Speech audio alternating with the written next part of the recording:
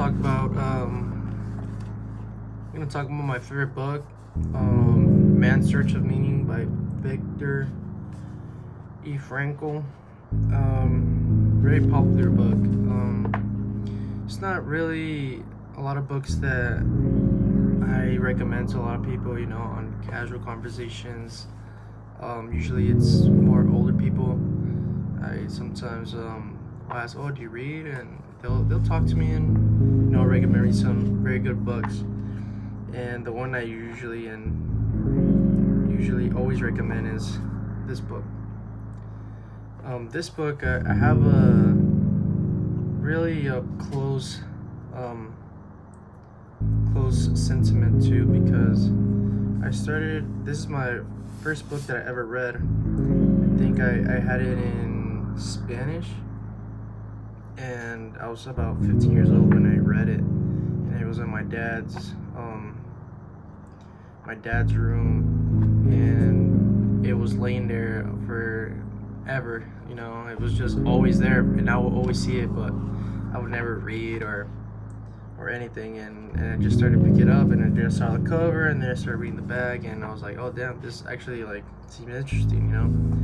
And the book is about World War II and the psychologist's view on the concentration camps, and it doesn't explain his experience. It explains his point of view as a psychiatrist, seeing the changes on people's minds, how they evolved from when they got there to the camp to all the way till they would die, or they would get sent to work, or he would just explain kind of like the stages of each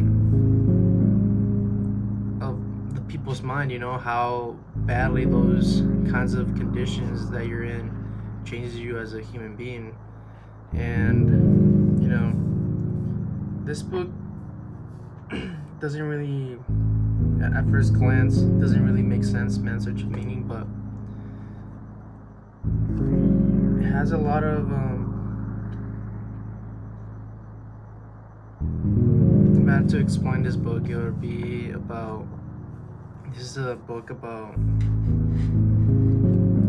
or what I've learned. I'm gonna say what I've learned. What I learned about is to be grateful and to always have hope. A lot of these people that got sent to concentration camps and didn't, that they died, or they got sent to concentration camps, or if you were injured and they would see you limping, they would just send you off. And a lot of the people that survived was because they had hope of one day getting out. And hope is very interesting. It's one of those things that it sounds cliche, but it's always good to have. Hope is suffering. Hope always gives you that extra strength to keep moving and to keep suffering. The tragedies that these people went through, and it's just horrific. When I pick it up, I've read this book twice now, and soon I'm feeling I'm gonna read it again.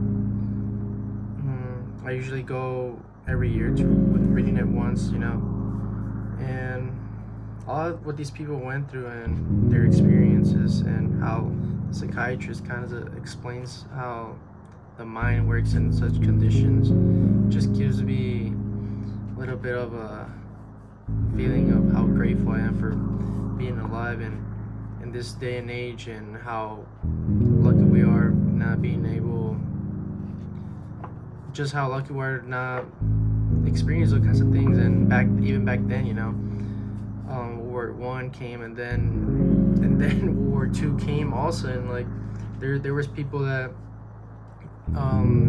experienced both wars. And imagine you just got done with one war, and then a couple years later another war just comes through, and it's even more crazy. Maybe some people say World War I more crazy, whatever.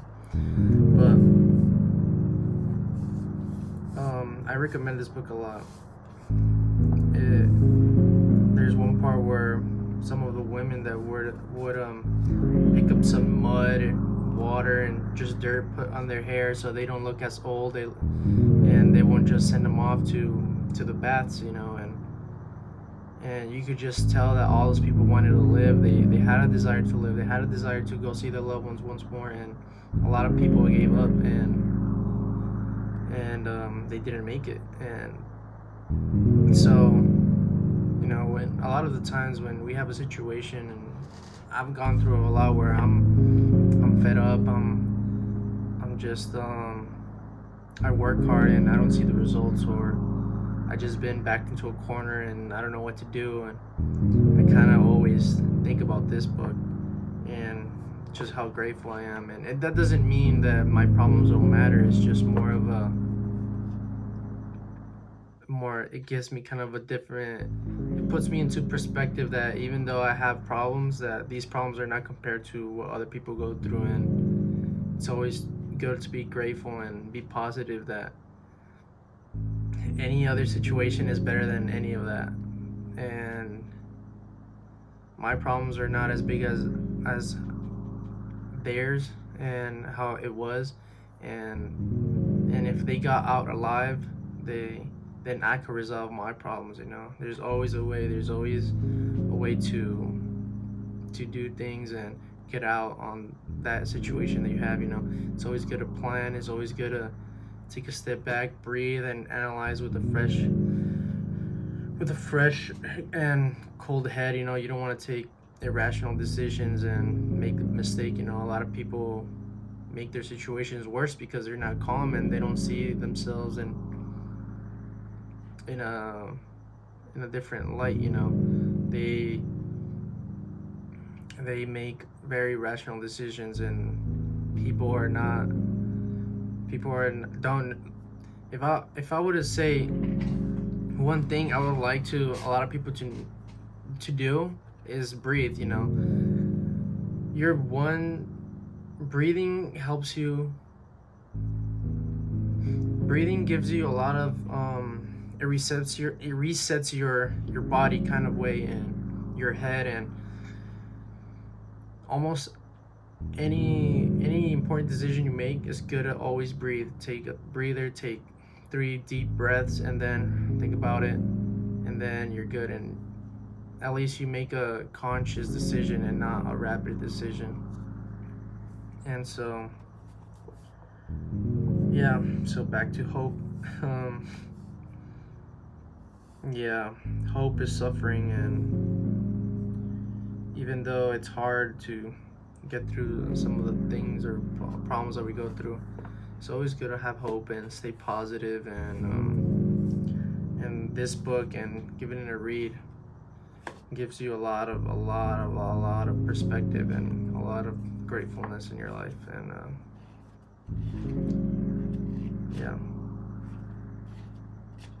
yeah, give it a read.